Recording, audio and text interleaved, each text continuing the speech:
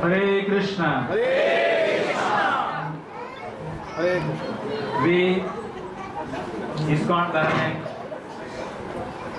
respectfully and warmly welcome Gajapati Maharaja Dibyasinha Deb and Mahārāni Sāheba Lilābati Pātamahādei. Your grace and her grace is very special for us. Being from the royal dynasty of Maharaja Prathaparudra, who was specially favored by Sri Chaitanya Mahaprabhu. Following is a brief profile of Maharaja and Mahārāni. His Royal Highness Gajapati Maharaja Dibyasinha Deb belongs to the dynasty connected with the kings of Orissa who founded the Sri Jagannath temple at the start of the 12th century.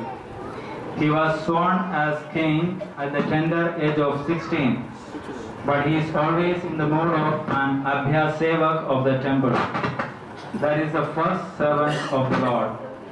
He performs certain services before Lord Jagannath at the time of festival, and the most important one is the Yatra.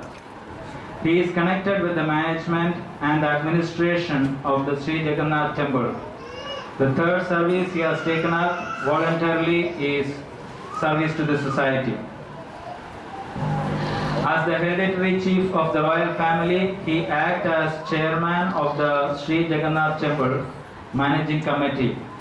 He is very punctual in attending to rites of the temple during the festive occasions like Pushabhisheka, Snana Yatra, Radha Yatra, Bahuda Yatra, and many special events. Presently, he leads a team of scholars under the aegis of temple administration in the title of Sri Jagannath Tattva Gopeshana O Prashad Upasamiti for the spread of Sri Jagannath consciousness. He is a strict vegetarian and a complete devotee of Lord Sri Jagannath. He has been involved exponentially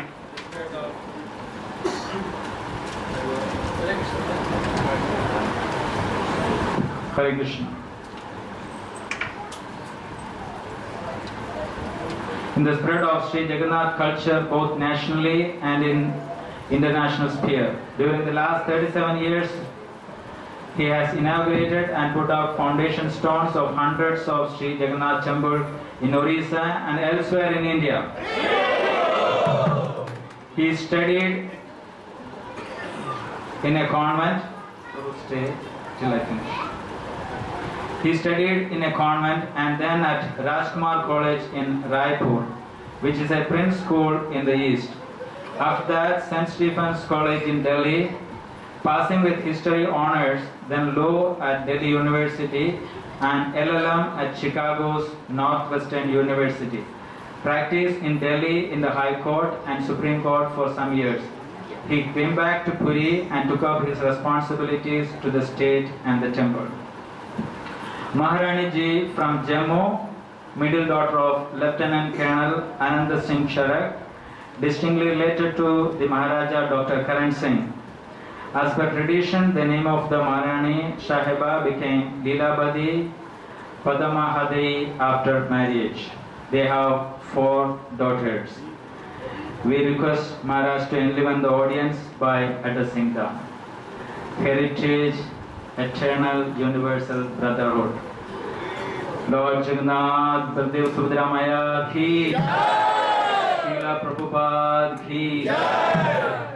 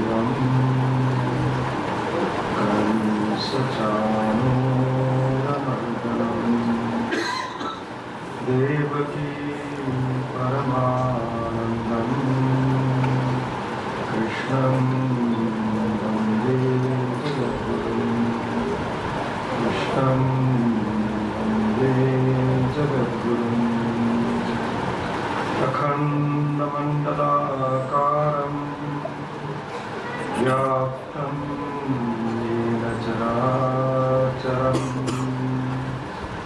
Tatpadam Darshitam Yena Tasmai Shri Gurave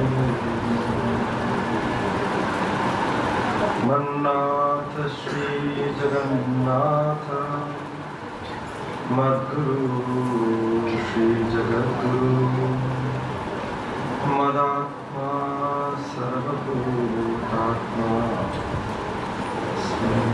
Shri Gurave Namaha Shri Gurave Namaha. Hare Krishna. Hare Krishna. The servant of the Lord is visiting Bahrain for the first time, and the occasion is the auspicious celebration of Utkal-Divas, the foundation of the state of Odisha, the land of Lord Jagannath. It is a very brief visit, just for 24 hours, but it's the Lord's grace that we are having this wonderful opportunity of having darshan of the Lord's here and spending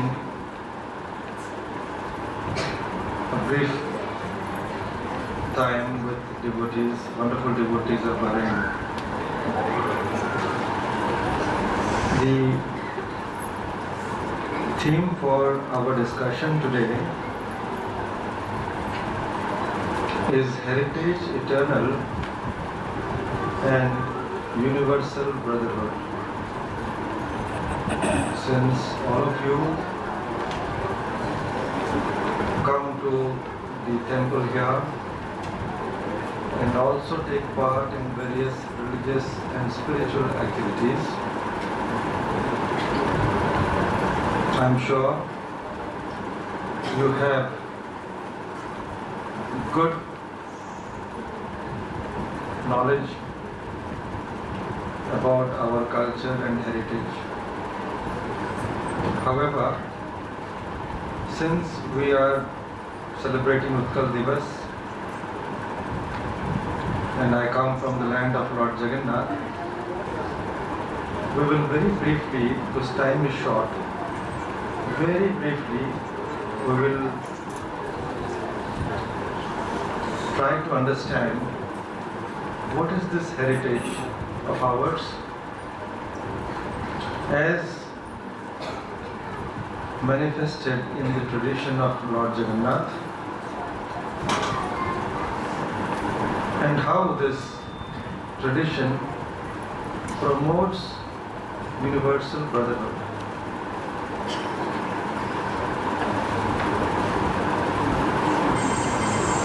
There are two words here which are very significant.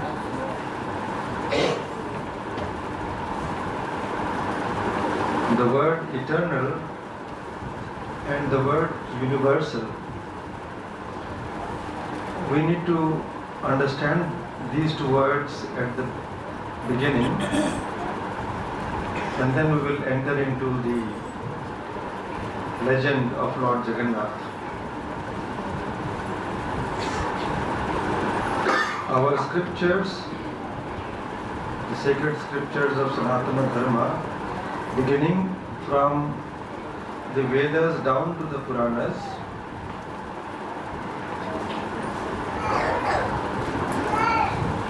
very clearly expound this word eternal, which in Sanskrit we would like to say Sanatana. Hare Krishna. Any children disturbing, parents may take out or mobiles switch off. Thank you very much. Actually, the subject is absolutely boring for the children. So maybe they would like to eat prasadam and go to sleep. It's also getting late for them.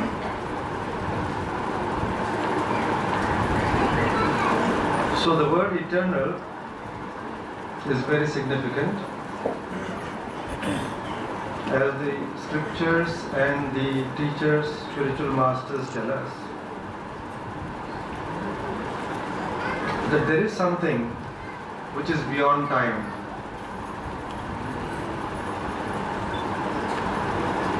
When we say beyond time, we mean something that is unchanged,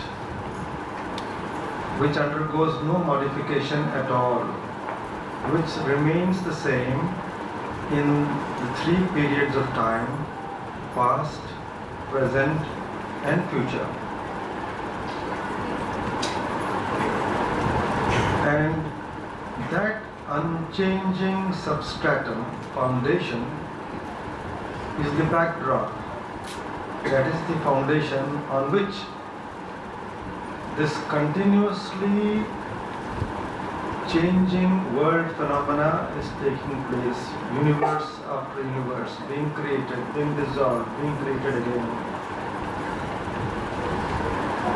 So that is eternal, which is the same in all the three periods of time, past, present and future, of which there is no change.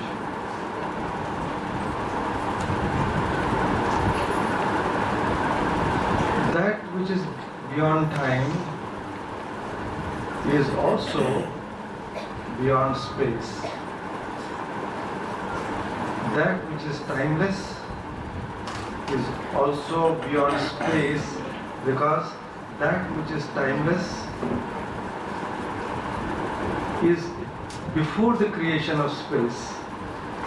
It gives birth to space.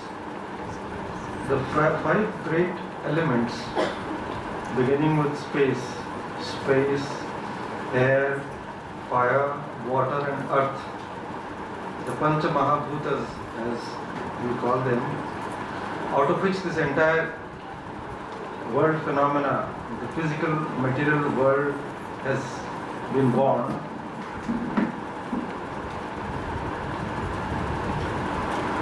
Much before that, and as the source of that is that timeless Sanatana. And so he is beyond space, that is to say, he is everywhere. There is no place where he is not. He is omnipresent. So that which is timeless, that which is eternal, by virtue of its own nature, is also everywhere. Because it is not only beyond time, it is also beyond space.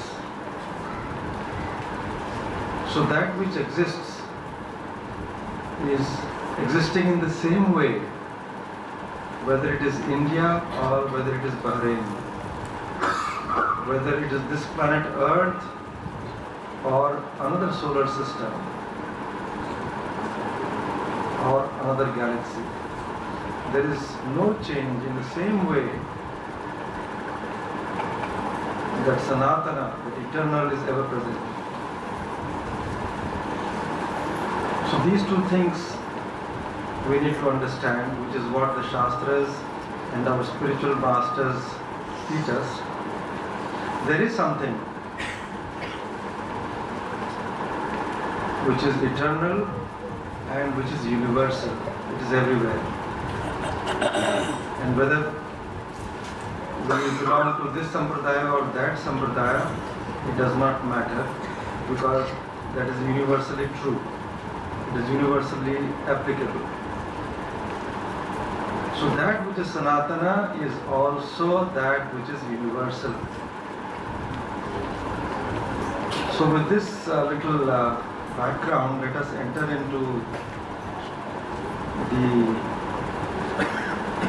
present approach of the approach for this evening, how our eternal heritage is manifested through the tradition of Lord Jagannath and how that promotes universal brotherhood. Now, Bharata, land which we call India, has a very glorious and ancient history, which is not 500 years or 1,000 years or a few thousand of years, but many, many thousands of years. The historians lose track of it. It is beyond history actually, it's beyond historical data, beyond this historical evidence. So to know the legend of India, we have to go to the scriptures. And here we mean mainly the Puranas. The Puranas tell us about this eternal heritage of India, which is actually not only the heritage of India, but the heritage of the entire creation, because as I said, that which is eternal is also universal. So the Puranas give us the antiquity, the heritage of the entire created world. As we all know that we are now in Kali Yuga, and there are 4 yugas which come in cycle. I think we all know about it, right? So you have Satya Yuga, and then so like this, there are many all these 4 yugas together they're called the Chatur Yuga. So like this, there are many Chatur Yugas, and after many Chatur Yugas, the period of 1 Manvantara is completed. And after 14 Manvantars, the day of Brahma, 1 day of Brahma is completed. After 1 day of Brahma, there is the night of Brahma, which is as long as the day of Brahma, when there is complete dissolution.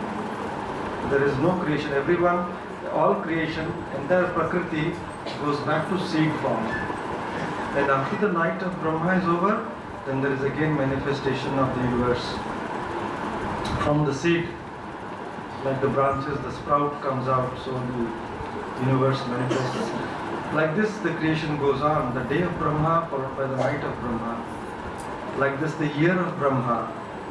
Like this, 100 years of Brahma is the lifetime of 1 Brahma, and that Brahma comes to an end, and another new Brahma comes, and so it goes on.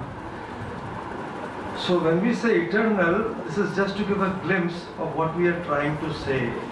It is beyond, it is astronomical, it's beyond our imagination.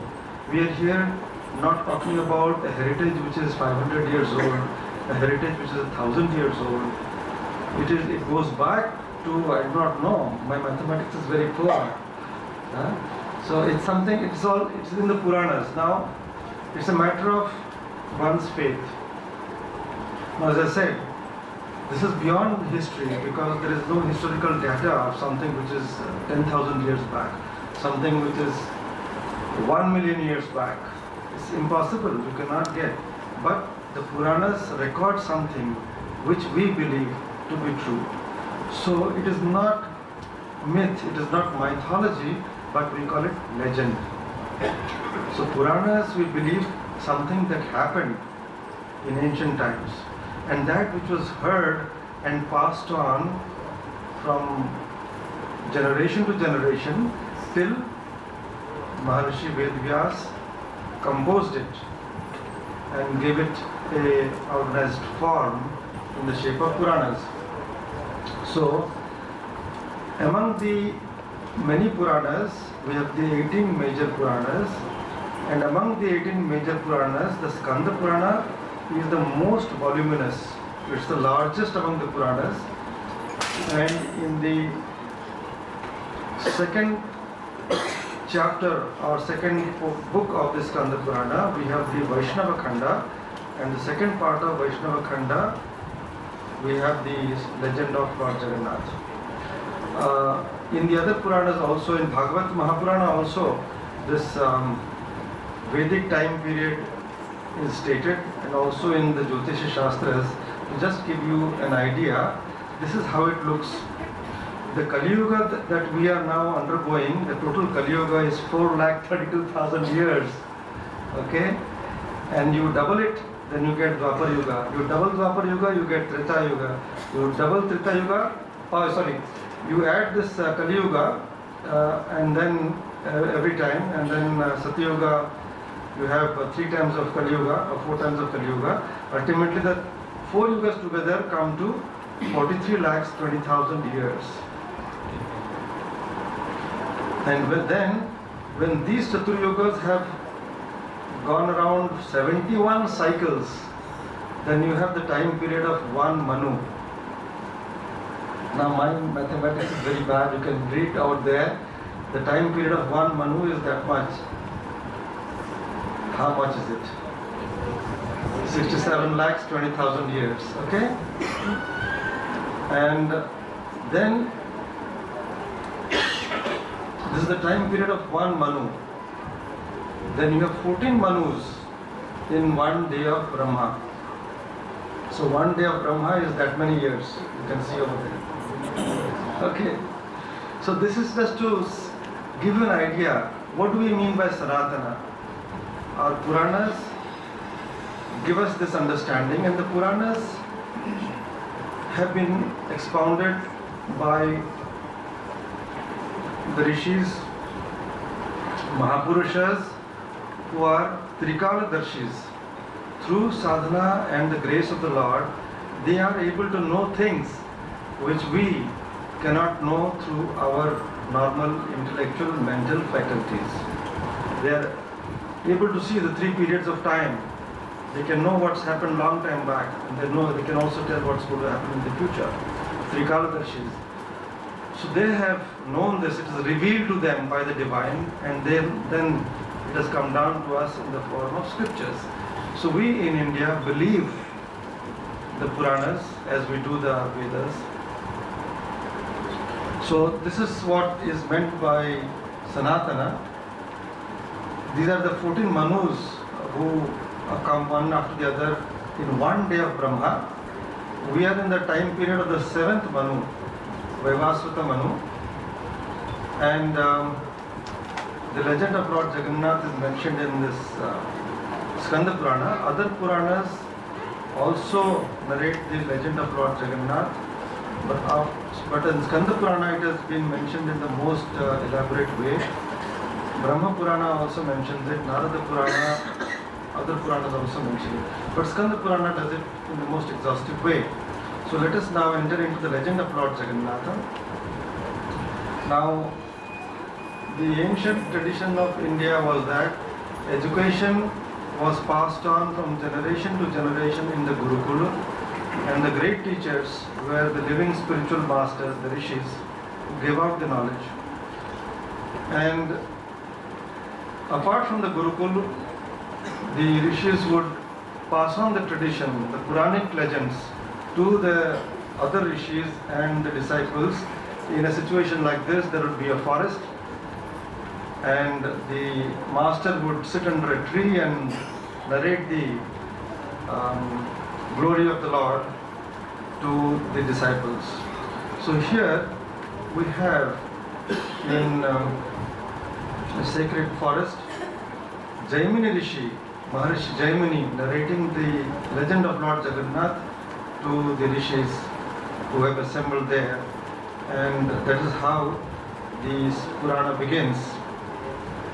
And the legend goes like this.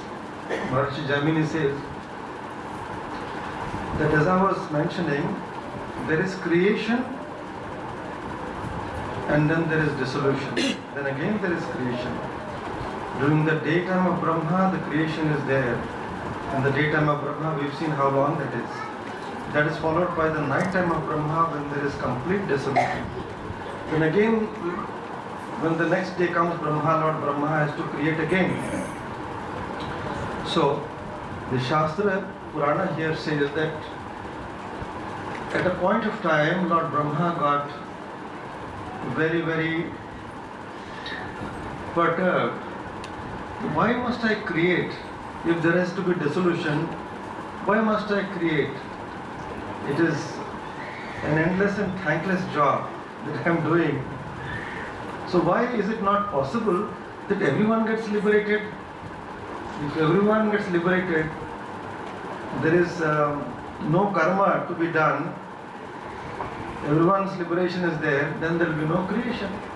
So is it possible that salvation is achieved, attained by everyone, so that I don't have to create again? Everyone gets mukti, goes to the abode of Lord Vishnu, and so my job of creation will not be there. So he was saying, yes, I must find a way out. So how do I resolve this? He says, no, only one divine personality can resolve this. I must ask Lord Vishnu. He is the ultimate, he is the supreme. So he will resolve this issue, how everyone can get liberation, and so this creation and dissolution cycle is not necessary anymore, and I don't have to do that work anymore.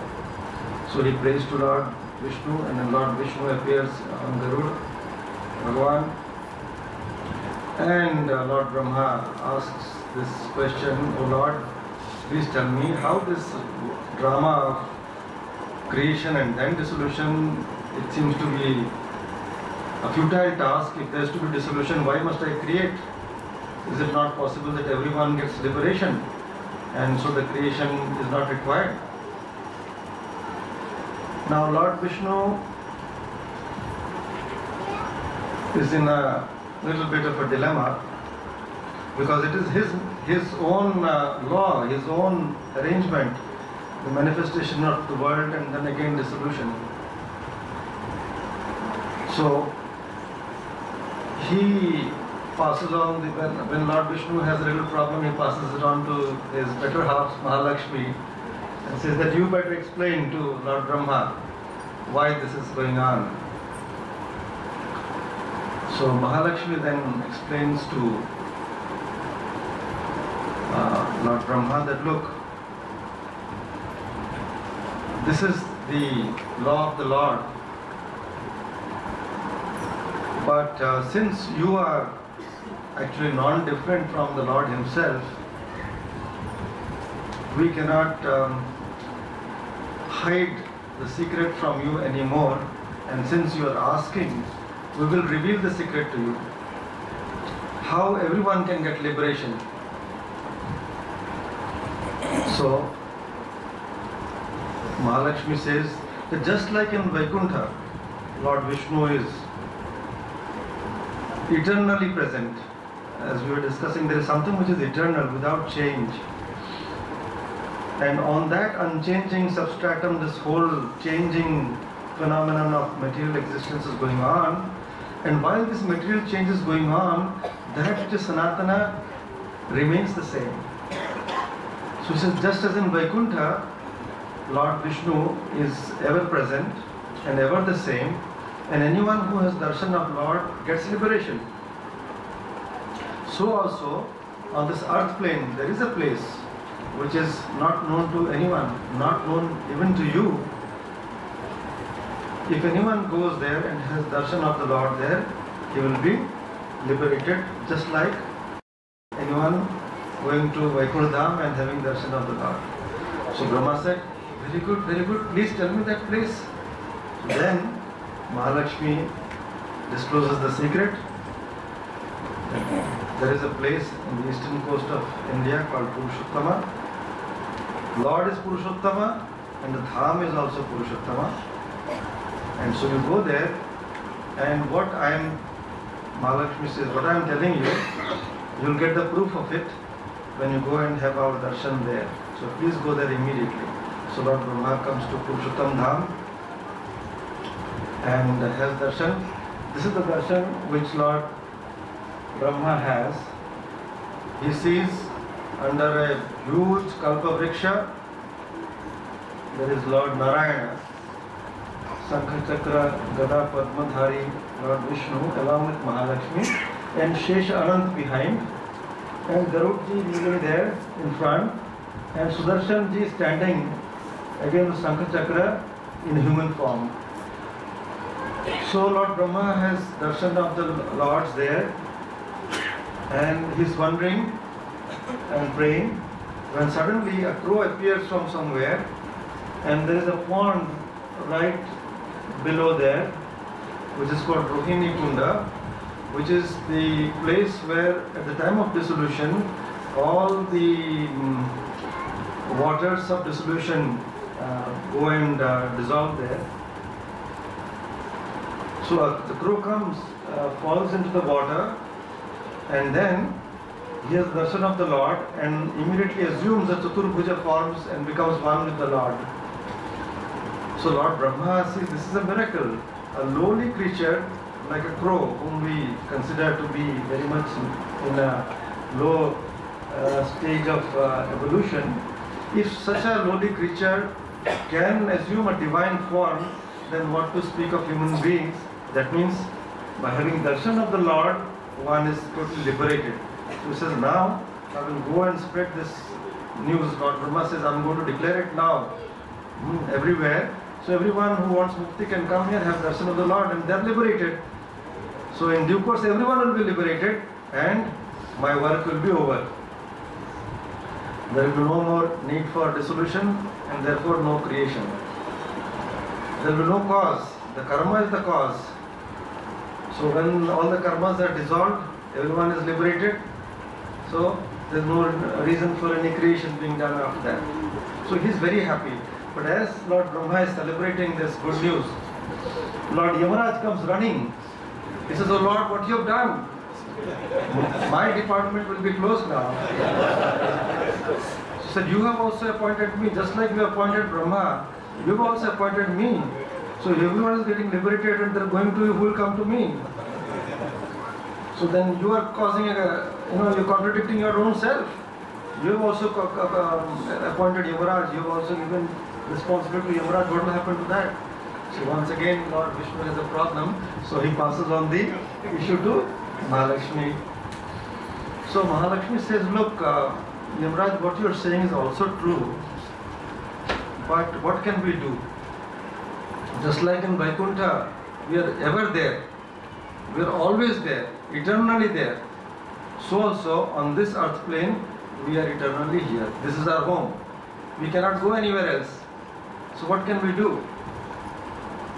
So then Mahalakshmi narrates the glory of Purushottam Dham, says that we are always here, even when there is the night time of Brahma, when the entire dissolution has taken place, this place does not dissolve. This Vriksha and the Lord and me, we are always there. So to explain that, she says that we have the 7 Chiranjeevis, those who are living even when there is complete dissolution. One of them is Maharishi Markandeya. So Markandeya, during the time of complete dissolution of the universe, he came finding no shelter. It was all waters of Pralaya. He came and then found shelter here and had a darshan. So even during Pralaya, we don't leave this place. So what to do? But yet Yamaraj is requesting, so Yamaraj cannot be refused either. So Mahalakshmi, she resolves it. She says, all right, since Yamaraj is requesting that something should be done, we should do something. So all right, we will disappear in this form that you have seen. We will not remain in this form, because in this form, anyone who has a darshan will be liberated. So we will disappear in this form and we will reappear, because this is our home, we cannot be hidden forever. We will reappear in another form, Chaturtha Vigraha, where that instant mukti will not be there. There will be Krama Mukti. People will do sadhana and then get liberation. So, because of that commitment to Lord Yama, the Lord disappears.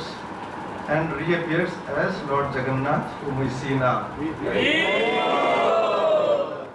How this happens?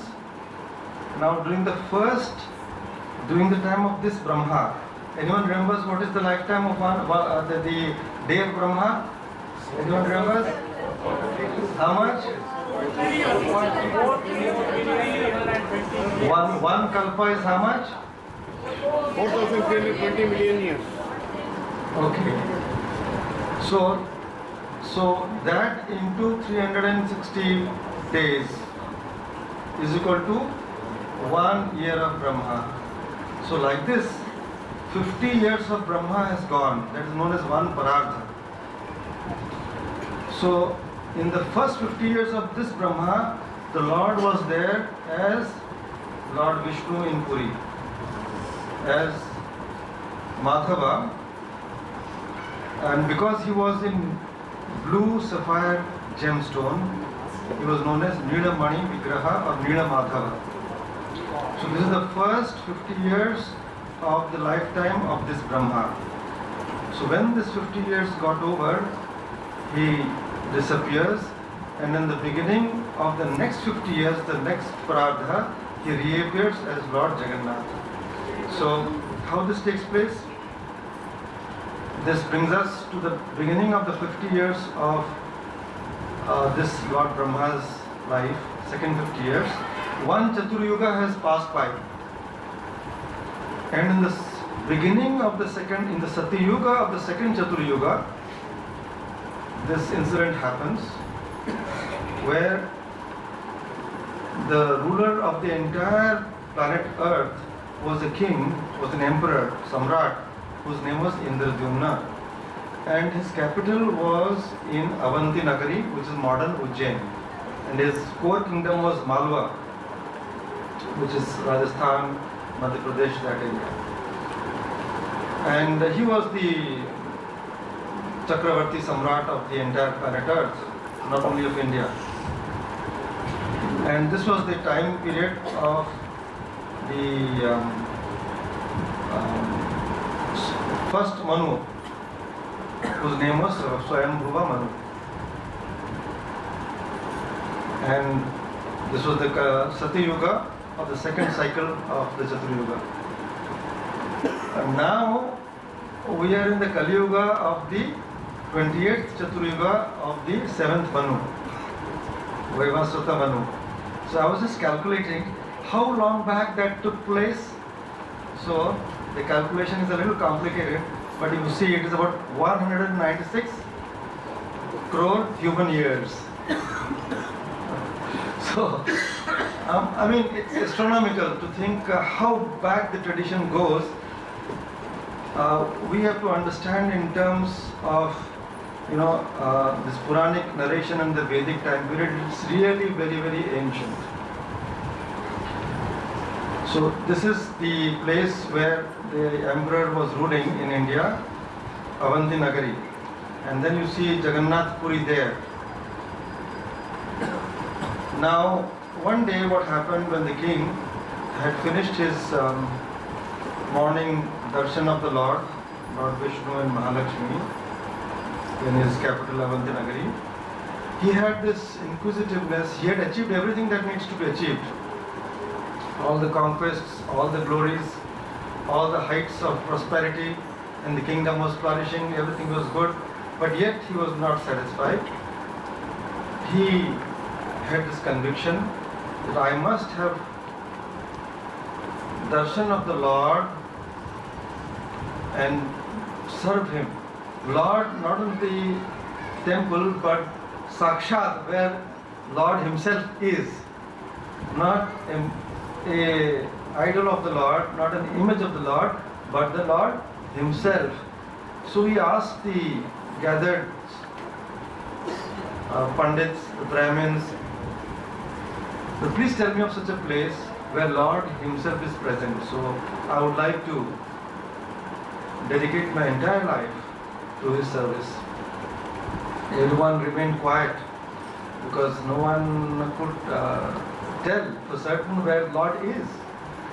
Suddenly, one old traveler with matted hair gets up and says, "Oh King, I know of the place where Lord actually is." Then he describes Purushottam Dham. I have been there and I've had darshan of the Lord. That's where the Lord actually is. So you may go there. Having said that, before anyone can really question him further, he suddenly vanishes. Everyone is startled and they think it's a divine phenomena. So the king says, well, he tells his Raj Purohit that please get me to this place, find me this place which this traveler has narrated. So the Purohit says, please don't worry, I will send my younger brother and other people also in different directions, and we should be able to locate the place.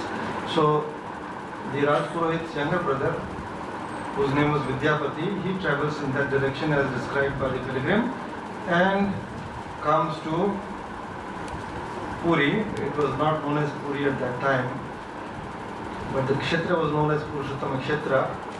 Puri is actually a short form, just like this Puri, Awadh Puri, this Puri.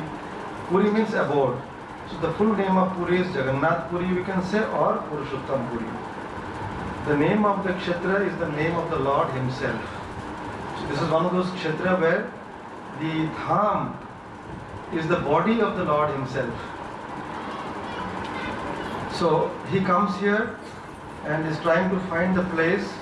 The Raj Purohit's younger brother Vidyapati, when he hears some people talking and he finds that there is a small tribal hamlet, village, and he makes friendship with them and asks them that where is Lord Nilamadhava, where is Lord Madhava, where I can have darshan of the Lord.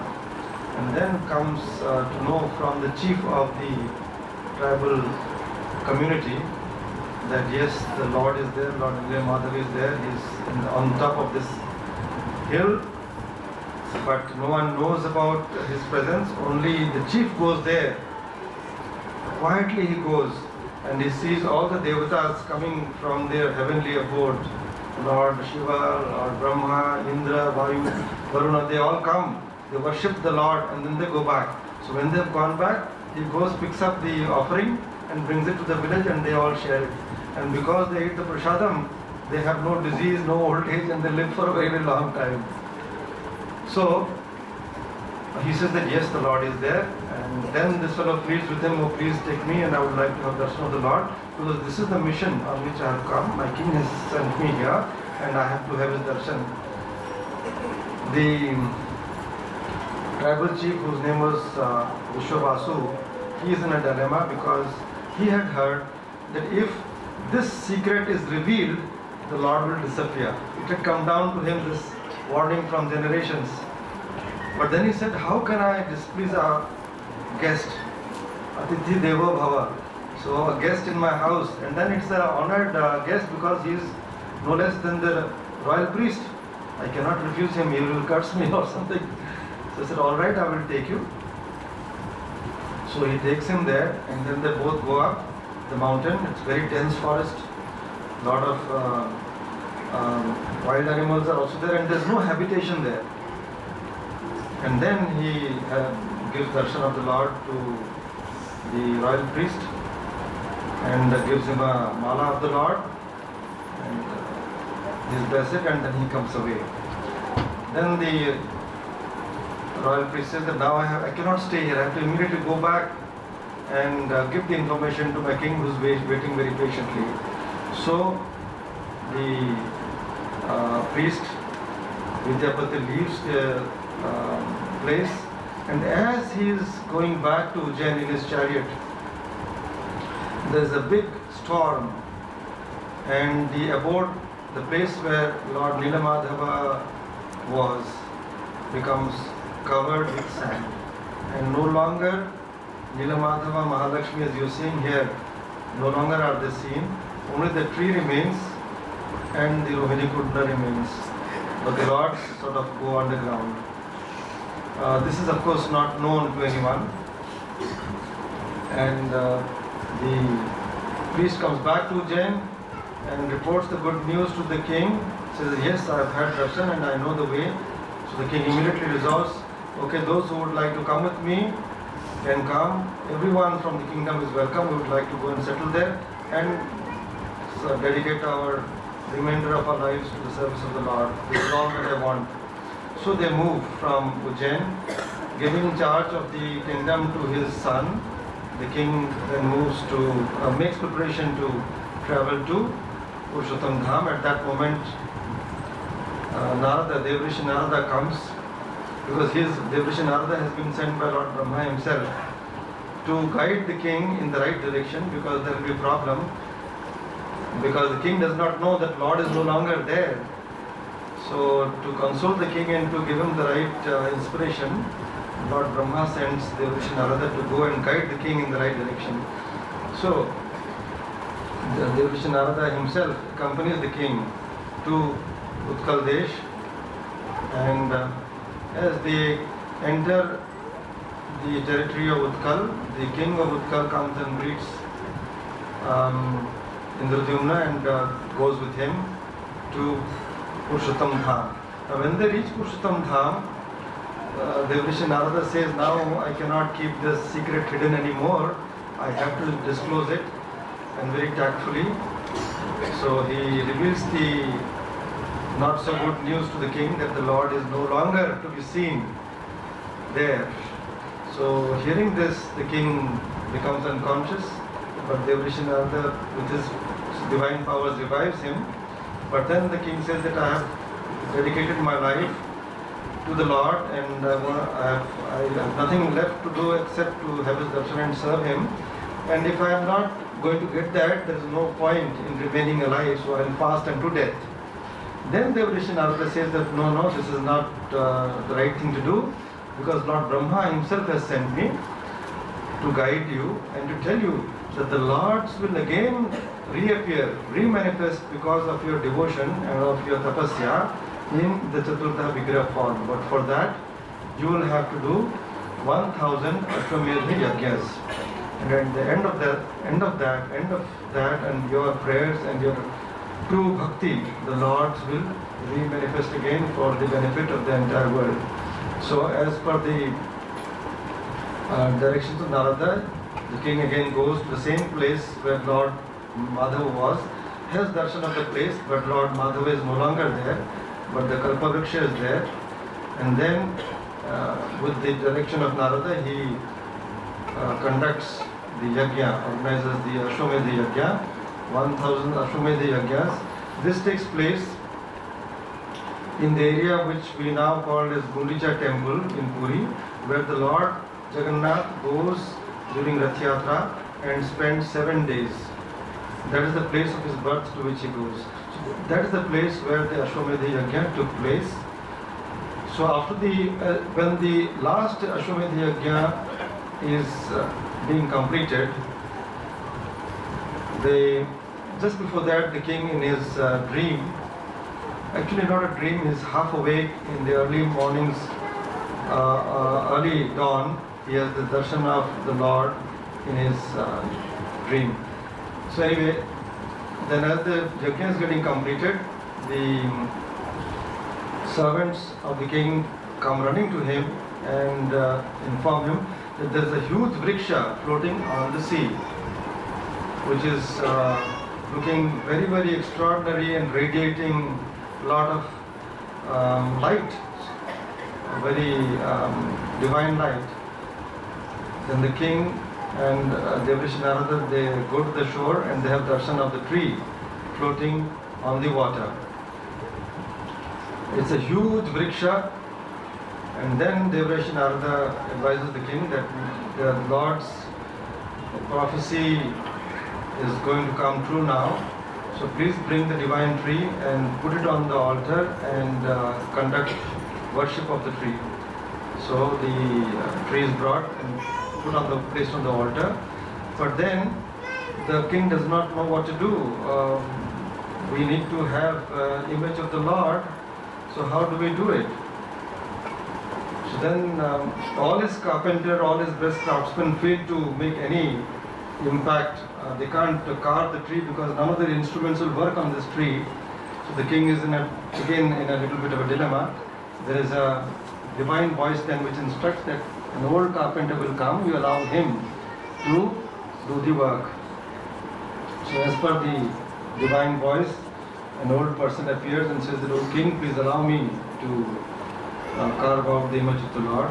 The king says, "All right, please go ahead." But the old carpenter has a condition that I should not be disturbed and the place should be completely covered until my job is done. So they said, "Yes, that's no problem." So they put him inside, cover up the place, and for 15 days the work is going on. After the 15th day, they find there is no sound coming. They are not knowing what to do, because this person has not had anything to eat, nothing to drink. So they become impatient and say that no, maybe something's happened to this old man. He's been inside for 15 days. So they open the covering and they find the lords in this manner.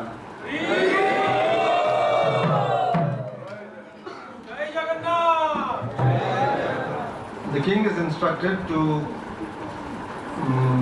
complete the lords with various coverings and then to conduct the Lord's worship.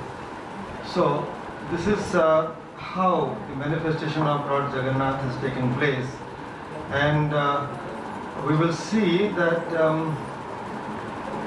this image of the Lord, this appearance, is something totally different from all the gods and goddesses whom we worship in our tradition. And it is something which we cannot really comprehend. What sort of an image is this? It is something totally baffling. It's beyond our imagination. But this is how the Lord appeared. If we go into the Shastras and see how this has happened, Lord Brahma actually narrates this little later in the scripture, saying that this tree which appeared in the ocean was nothing other than a small fragment of Lord Vishnu's hair which descended from Vaikuntha Dham. So the tree is a part of the Lord himself, and it is one tree, and from the one tree these four images, Lord Balabhadra, Devi Subhadra, Lord Jagannath and Sudarshan Chakra, Sudarshan have come. So the one have become four. It is not that there are four lords.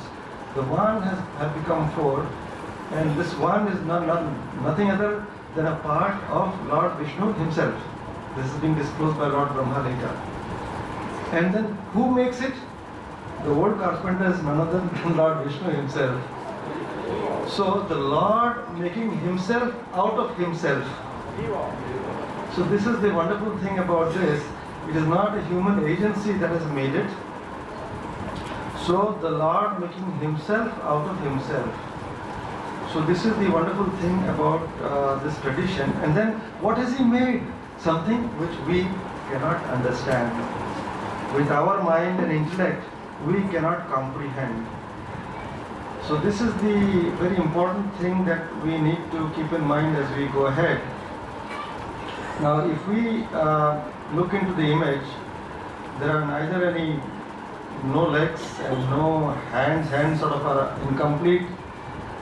So the Vedas, they have this very famous stanza in the Upanishad, Apanipada, Yovano, Grahita, etc., which is there in other Upanishads also, which in English the translation is, He, the Supreme Being, is without hands, feet, and yet moves and grasps.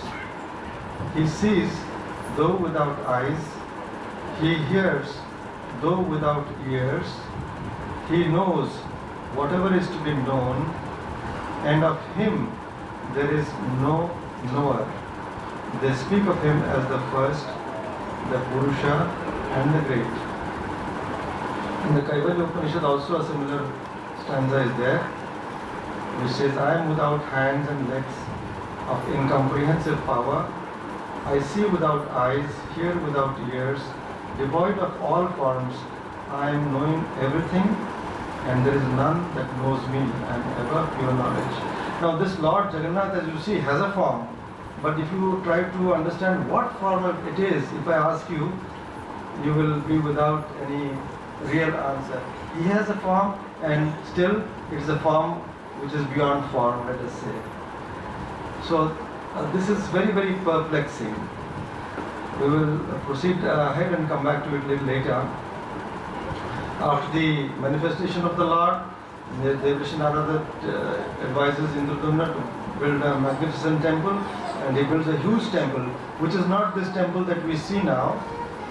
What Indradumna built was the Adi temple, the first temple of Lord Jagannath at that time period.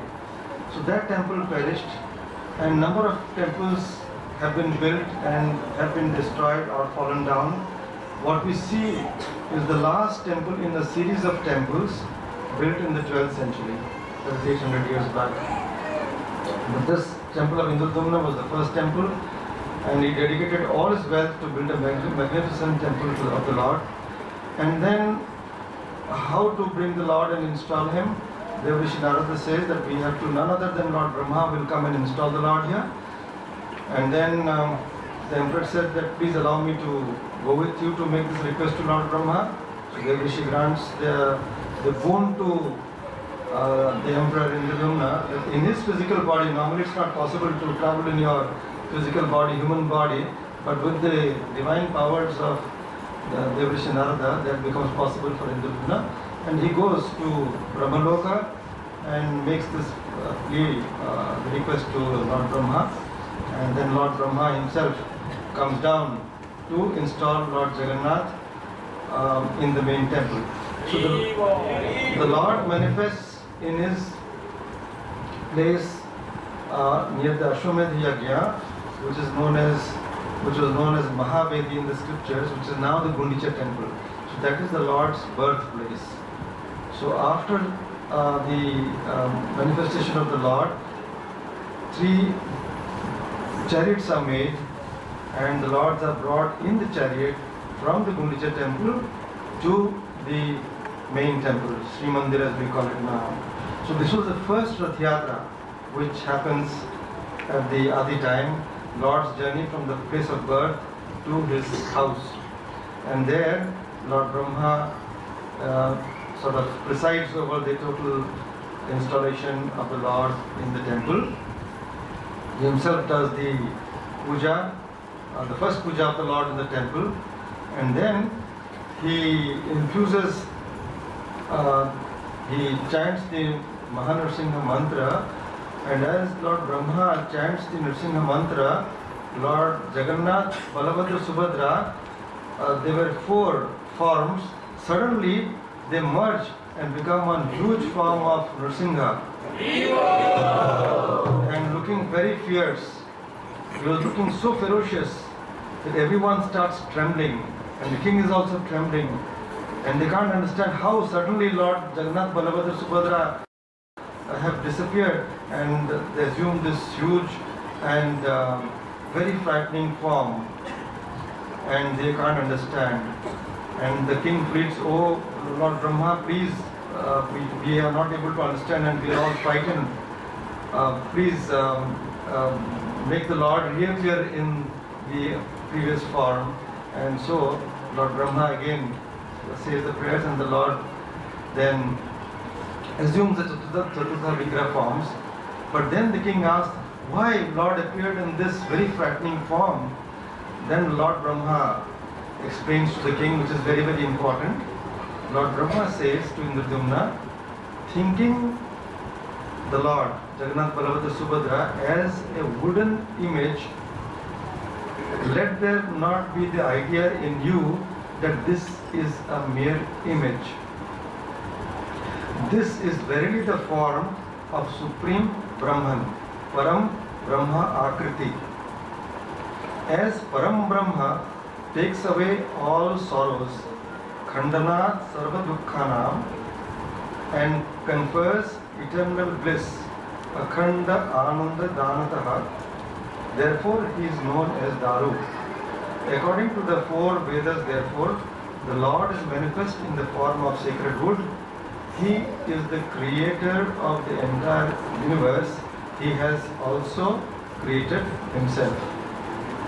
Then he continues, this Lord pervades all forms, sarvam rupa mayo yesha, and he permeates all mantras, sarva mantramaya prabhu. In whatever way he is worshipped by anyone, accordingly does he confer fruits on him, O king, just as well purified gold, when shaped according to one's choice, gets this or that name in this world and brings about this or that satisfaction, O king. With such glory, the Lord has become manifest here. Well, of course, then the king, Lord Brahma says that you ask, Lord is manifested, you ask what you want to ask and the Lord will grant you. Now the only one thing the king prays to the Lord was, please grant me unstinted devotion at your lotus feet. So this is the example which our great scriptures and our great masters place before us, that the only thing that we actually need to ask the Lord is for devotion, not for material wealth or material ambitions. So this is what the king asks, and what Lord Jagannath then grants him is that, well, devotion is there, it's already granted, but I will grant you another boon, that I will forever remain in this temple made by you, and even if this temple is destroyed, I will not leave this place for the remaining pararth of Lord Brahma's life, the next 50 years. Even if the temple is broken, I will continue to remain here. So this I promise you. And then Lord goes on to tell Indradumna that you must perform my rituals in this way, my festivals in this way, Rath Yatra in this way. And for every festival, the Lord has prescribed the auspicious date. And that is what is being followed in Purina. And then, having done that, the king, Lord Brahma, goes back to his loka, and Devashi Narada also goes back. And Indradumna says that I have fulfilled my life's ambition, there is nothing more. So he has come from Brahmaloka, he doesn't want to remain anymore in this loka, so he also goes back. Before he goes back, he hands over the responsibility of carrying on the Lord's worship to the king of Utkala, and that's how the tradition continued. So Indradumna was the first Adi Sevak of the Lord, and this tradition is a continuous continuation of that tradition, including Prataprudradev and other kings who come. There are so many dynasties who have come, not one dynasty but many dynasties, but the tradition is one, that of servant of the Lord, which is known as Adi Sevak. So this is the tradition of Lord Jagannath. Now if we just think about it a little bit, here the Lord has manifested in a form which is really very perplexing. It is not the form that we are used to. And the scriptures tell us that his Sarva Mantramaya, Sarva Rupamaya, he is the sum total of all the gods and goddesses. And the great spiritual preceptors who came to Puri from time to time, they have all worshipped him in their own tradition. So Lord Jagannath is worshipped by different sampradayas in their own tradition. So like Lord Vishnu, you worship as Lord Vishnu. Lord Shiva, you worship as Lord Shiva. Lord Ganesha, you worship as Lord Ganesha. Devi Durga, you worship as Devi Durga. But Lord Jagannath, you can worship him in any way you like. There are great teachers who say that Lord is with form. He has a form, a divine form. And he has attributes. So they accept him in that way. Some would like to see him as Lord Vishnu, some as Narayana, some as Krishna, some as Rama. Yet others as Lord Shiva. And there are some who say that no, yes, Lord has a form, but he is also without form. So here we have a Lord who is beyond all form. You cannot understand what form this is. So those who understand that Lord, yes, has a form, but in his essence he is also without form, also accept Lord Jagannath as their Lord. In our tradition, we say and we understand that each individual has a complete freedom to relate to the Lord in the way he or she likes. Because each one of us is in a different state, in a different position of our spiritual journey. Our physical journey with this body comes to an end with the death of this body. But our spiritual journey goes on, as we know. So we are at different points of our spiritual journey, and depending upon the state of our evolution, we relate to the Lord in that way, in a way which we can understand. So everyone is in a different level of understanding. So our tradition says that it is fine, so long as you are going towards the Lord, whether you see the Lord in this or that manner, whether you worship the Lord in this or that manner is not so important. The fact is, you must worship the Lord and you must proceed on the spiritual journey. And at the same time, our masters tell that, look, you have a mind. You have to relate to the Lord with the mind. The mind is the instrument, and the mind, for most of us, mind cannot remain without an object. Mind cannot rest, cannot dwell in void. You need a form to rest the mind. So if you speak about Lord being without form, for most of us, we will not be able to relate to the Lord. So mind needs an object.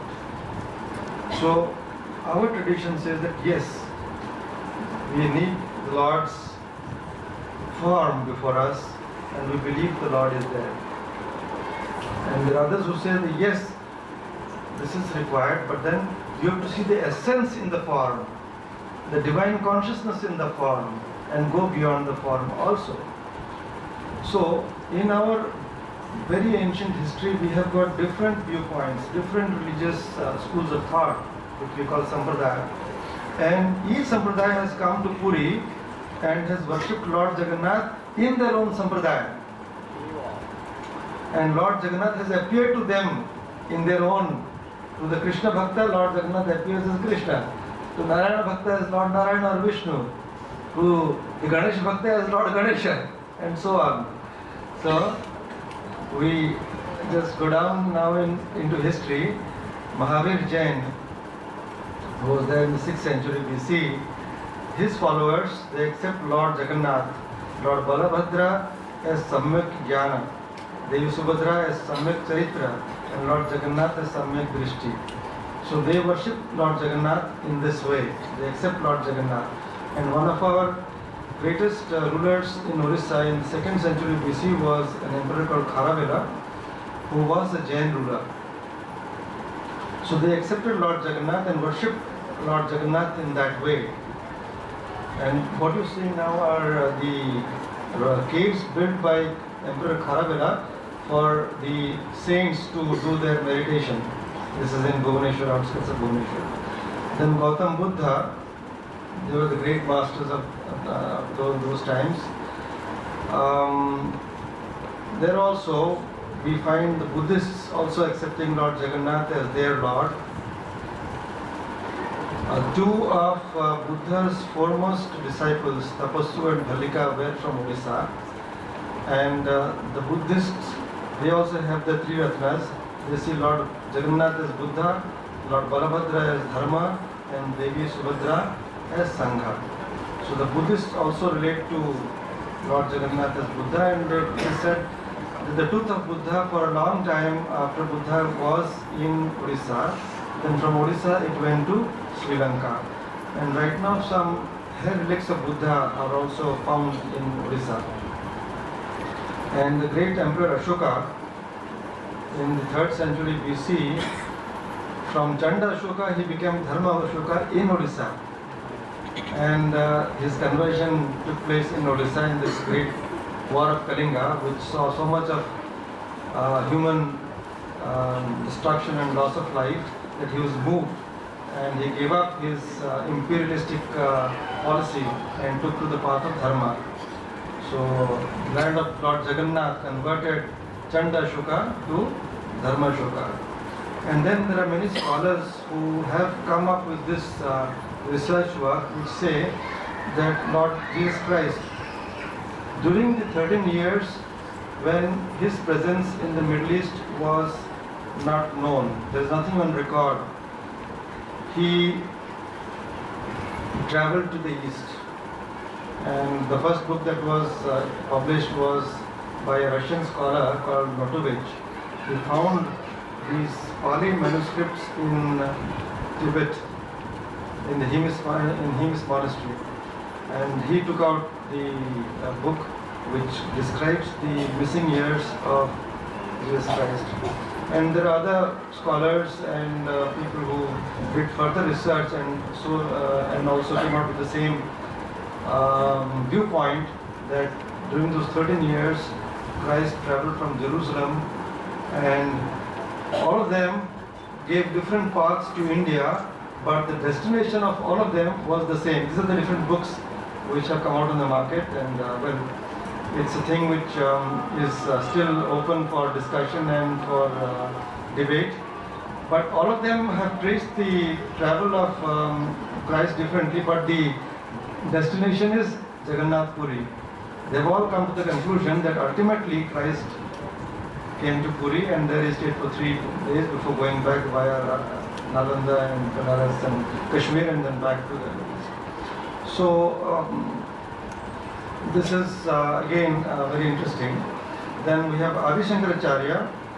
There was a time when Lord Jagannath had to be taken away from Puri because of foreign invasion.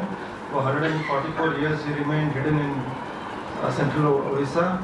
And then Adi Shankaracharya came and found the temple empty and the temple in a broken condition. Then he told the king, who was Emperor Keshri, Jajati Keshri, to locate the Lord and to bring him back and to restart the worship of the Lord. So under Bhagavad Adi Shankaracharya's guidance, the king built a temple and re-established the Lord, and the mutt of the Shankaracharya is also established in Puri there. So the Adi Shankaracharya, who was the founder of the Advaita school of Vedanta, they also worshipped Lord Jagannath and became, in fact, the Shankaracharyas, they are the main gurus of the Pitha. They are recognized as the final authority on all religious matters concerning Lord Jagannath. So the Advaita gurus accepted Lord Jagannath as their Lord, and then around the 12th century this present temple was constructed. And then we had, during the construction of this present temple, Sri Ramanujacharya came to Puri. He visited between 1107 and 1117, and he is the founder of this Vishishta Advaita school of Vedanta. And the present system of worship is mainly the guidance of Sri Ramanujacharya. Mainly the Vaishnava traditions came in because of Sri Ramanujacharya's advice and instructions to the king. So Ramanujacharya, who was from a totally different school of religious thought, different sampradaya compared to Adi Shankaracharya, they also accepted Lord Jagannath as their Lord. And then we have Nimbarkacharya also coming around that time to visit Puri. He is the founder of another school of Vedanta called Dvaita Dvaita, and they all came, worshipped Lord Jagannath, established their mutts and preached their philosophy, but with Lord Jagannath as their Aradhya Devata. And then Madhvacharya, the founder of the Dvaita school, also visited Puri, and one of his disciples, very famous Vaishnava disciple, Acharya Narahari Tirtha, he was a minister under the Gajapati king for 12 years. So the Dvaita Sampradaya also accepted Lord Jagannath. And in the 14th century, we have Sufi Sant Kabir also visiting Puri and worshipping Lord Jagannath. And then of course Sri Chaitanya. The last 16 years of his great glorious life he spent in Puri and Gambhira, and there's nothing need to be told there. You all know the legend very well. So Sri Chaitanya's philosophy and his teachings all also relate to Lord Jagannath.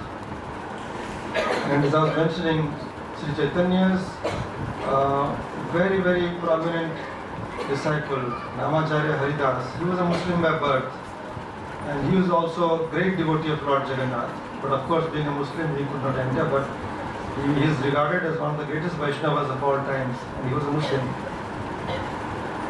Then we have Guru Nanak coming to Puri in 1506 AD and establishing his mutt. And he wrote a beautiful prayer for Lord Jagannath. And the great Sikh ruler, Ranjit Singh, as I was mentioning, he came to Puri for darshan of Lord Jagannath, and he willed the Kohinoor diamond to Lord Jagannath, which never reached Lord Jagannath. Then Vallabhacharya also came, another school of Vedanta, and worshipped Lord Jagannath. So we have different schools of our sampradayas known to India. All of them have come and worshipped the one Lord. So the important thing which we would like to understand here, or which we would like to very clearly understand, is that Lord is one. His forms and his traditions may be many, but in a sense the Lord is one. The one Lord we worship in a myriad of forms. Ramakrishna Paramahansa, one of our greatest saints of modern India, said, Yato mat, tato pat. So long as you're moving in the direction towards the Lord, it is all right. And no matter in what form you worship, it is the one Lord you are worshipping. So here Lord Jagannath has appeared in that form which says the God is one, and you are free to worship him in any manner you wish, you choose to. Ultimately you are worshipping him alone. Now if God is one and everything is emerged from God, if God is one, then we are all children of the one God. It follows logically. If there is nothing but one, everything that has come out from that one. So whether it is someone in Bahrain or someone in Puri, whether it is someone on this planet or someone in that planet, it is the one God from whom we have all emerged. It is the one God who is keeping us alive and who is keeping the creation alive. So we are all connected with each other through the Lord. It is the one Lord who is our Father, who is our Mother, who is our friend, and we are all related to each other through that one Lord. So just like the head of a family, the father, he has many children, they all relate to each other through the Father. He is the one Father, because we have all come through him. So similarly, if God is one, and if this whole world plays nothing but a creation of the Lord, we have not only the Prakriti, but all the creatures are created from the one Lord. We are the children of the one Lord. And this eternal truth is universal. It is not confined to Puri or India, but not only this planet, but the entire creation. So the entire creation is connected to the Lord as his own manifestation really. So here in Puri, the Lord is known as Jagannatha, means Lord of the universe. In Quran also, one of the first lines of Allah, one of the first names, prayers of Allah, is Lord of the worlds. So the same God, we call him different names. but it does not mean that the gods are many. God is one, and we are all related to that one God in the same way. So it is time now that religion must promote this essential aspect of our heritage, which will bring about unity and brotherhood and love. Unfortunately, over centuries, it has been working differently. Religion has become a divisive factor. Religion has become the cause for conflict. Around the world, most of the conflicts that we see is motivated by so-called religion. It is not actually religion. It is a misunderstanding of religion. It is a distortion of religion. Because religion can only unite. Because religion will ultimately say it is the one God, and we are all children of the one God. We may worship Him in different forms, in different languages, in different traditions, but in essence it is one. Water, we can call in so many different names depending upon the language. Some call it water, some call it pani, some call it jal, some call it tani. I don't know how many languages are there. But is it that the water is different? No, it is the same substance, water. It does not become different because we call it in different names. So also God. Unfortunately, we are at a time when this understanding is not very well understood around the world. Time has come when this Sanatana philosophy, this Sanatana, this eternal thinking, this eternal truth should be promoted around the world. Then we understand that whether it is a Muslim worshipping, a Christian worshipping, or a Hindu worshipping, or a Buddhist worshipping, we are all worshipping the same God. We are all co-passengers in the same spiritual journey, and we need to help each other. And since we are worshipping the same God, we should come together in a bond of family relationship. So in our tradition we call it Vasudhaiva Kutumbakam. The whole world is one family. The truth is one. The wise men call it by different names. Here comes up Vipraha Bahuda Vadanti. These are the truths of the Vedantic tradition that we have all inherited, and therefore we must, as Indians, we must first understand it and live it and promote this sense of oneness, unity amongst entire creation. There is unity in the diversity. Diversity cannot be overlooked, cannot be ignored. Nature, manifestation, phenomenal existence means diversity. There cannot be unity in the manifestation, but in essence it is one. Because the Lord is the same everywhere universally. The essence is one, but the manifestation is diverse. So diversity should not lead to conflict if we understand that in essence it is one. So each of us must go to the essence. So our spiritual masters tell us that we as human beings must go to the essence of our existence.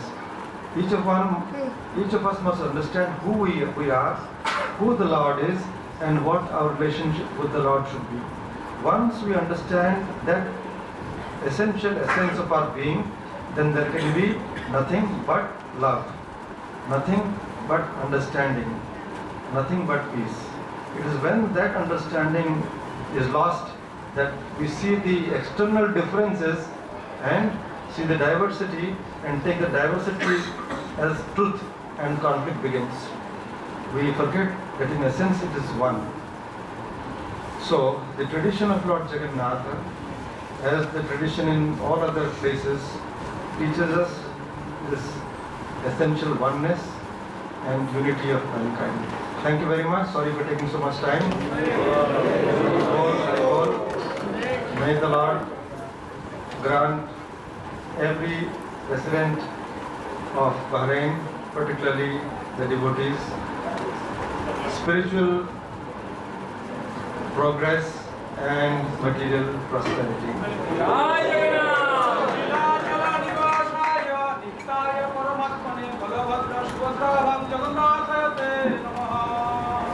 Thank you. Hari Om, Hari Om. Hari Bol. Gajapati Maharaj ki jai. Hare Krishna. We are all felt at home with the Gajapati Maharaj lecture. It was, we felt like, someone from ISKCON is giving a lecture. It was like real brotherhood.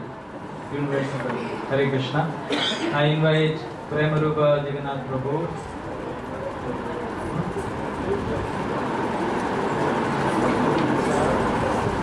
So, we thank Gajapati Maharaj and Mahārāni for coming to Bahrain and giving this wonderful lecture. Thank you very much. Hare Krishna.